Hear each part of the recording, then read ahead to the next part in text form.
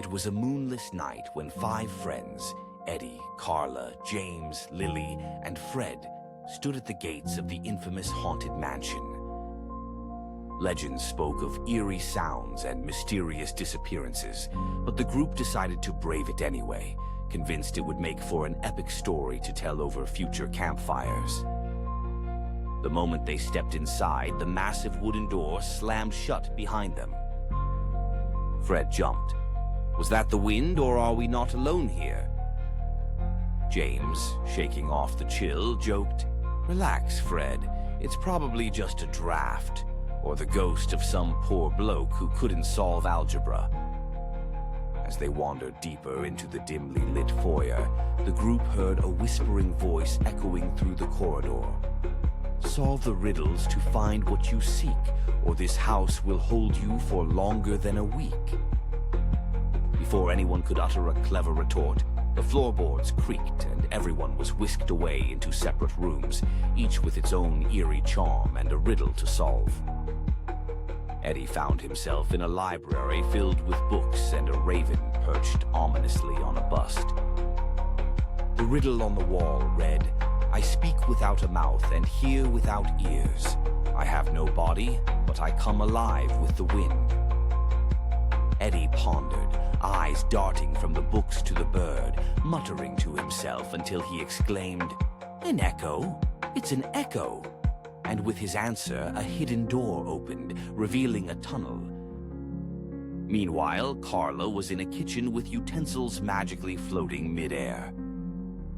Her note said, "I am taken from a mine and shut up in a wooden case, from which I am never released, and yet I am used by almost every person. What am I?" After dodging a flying ladle, she laughed, realizing the answer was pencil lead. A panel moved aside, showing her a staircase leading away. James was in a lavish bedroom where a clock endlessly tick-tocked. His riddle floated in glowing letters. "This thing all things devours, birds, beasts, trees, flowers, gnaws iron, bites steel, grinds hard stones to meal." "Time," he muttered wisely, bypassing the trapdoor that would have conveniently had him meeting the house's basement spider residence.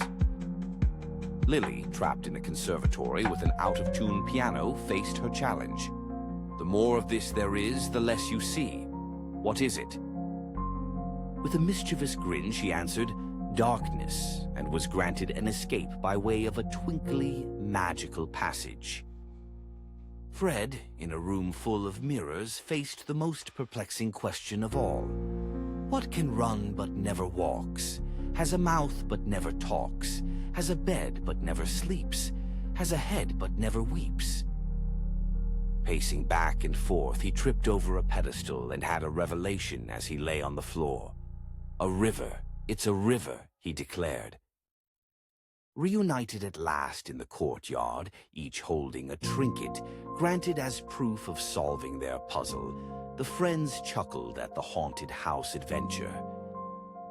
Who knew haunted houses were less haunted and more IQ challenge?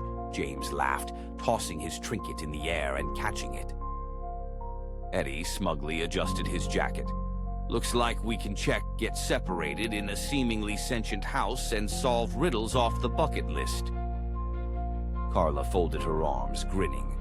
Next weekend, maybe something simpler, like skydiving.